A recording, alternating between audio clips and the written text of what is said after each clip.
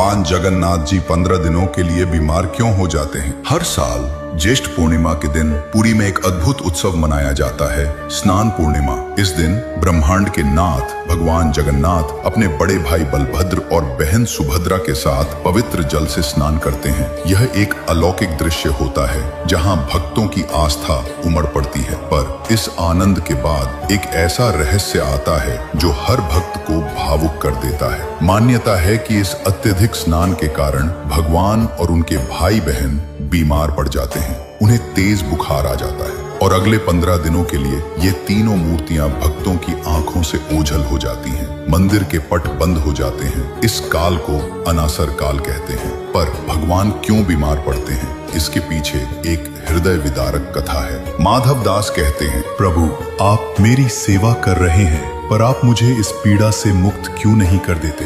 एक पल में मेरी बीमारी ठीक कर सकते हैं आप। भगवान जगन्नाथ जी कहते हैं, माधव, ये तुम्हारे कर्मों का फल है जो तुम्हें 15 दिनों तक भोगना है। यदि मैं इसे अभी समाप्त कर दूं तो तुम्हें यह कष्ट किसी और जन्म में भोगना पड़ेगा।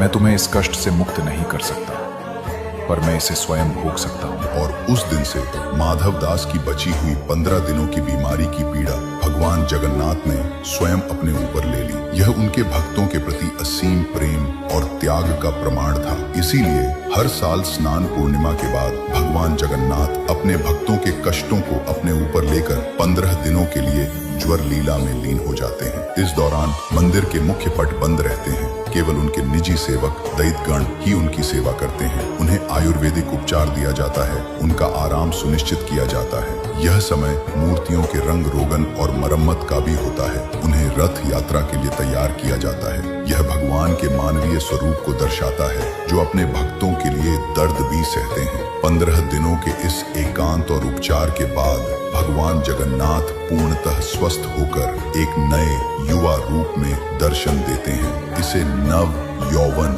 दर्शन कहते हैं। और फिर इस नव चेतना के साथ वे निकल पड़ते हैं अपनी विश्व प्रसिद्ध रथ यात्रा पर, अपने भक्तों से मिलने, उन्हें आशीर्वाद देने। भगवान जगन्नाथ की यह ज्वर लीला हमें सिखाती है कि सच्चा प्रेम और करुणा वही है जो दूसरों के कष्ट को अपना कष्ट मान ले।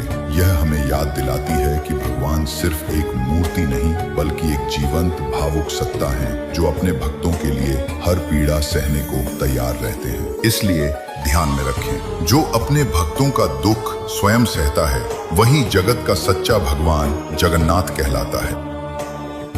अगर वीडियो प्रेरणादायक लगे तो चैनल को फॉलो करें। धन्यवाद।